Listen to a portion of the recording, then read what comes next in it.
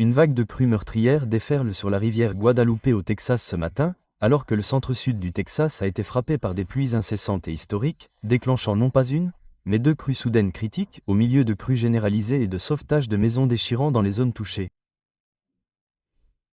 Cette crise en cours exige une attention immédiate alors que nous vous apportons les dernières nouvelles du terrain.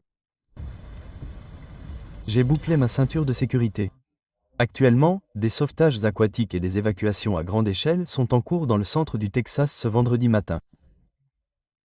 Cette réponse urgente et croissante fait suite à une période où l'équivalent de plusieurs mois de pluie torrentielle est tombé en l'espace de quelques heures seulement.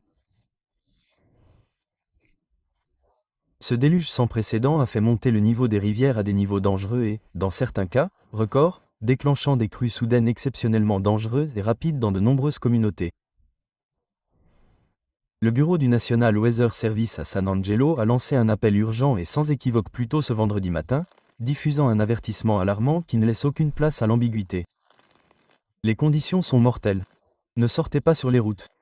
Attendez-vous à des routes emportées par les eaux et à des crues rapides des rivières et des ruisseaux.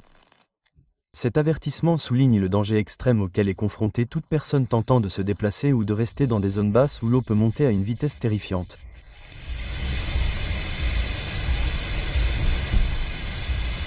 Mon Dieu!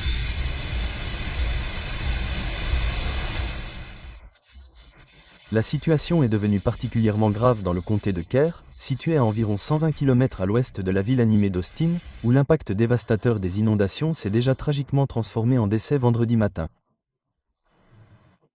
Le bureau du shérif du comté de Kerr a publié une série de déclarations graves sur les plateformes de médias sociaux confirmant l'ampleur immense de la crise et le coût humain considérable. Il déclare sans équivoque et d'un ton sombre, il s'agit d'une inondation catastrophique dans le comté de Kerr.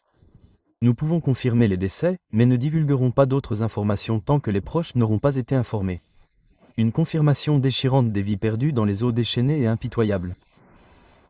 Le bureau du shérif a également souligné l'ampleur et la nature dynamique de l'urgence, ajoutant « L'ensemble du comté est une scène extrêmement active.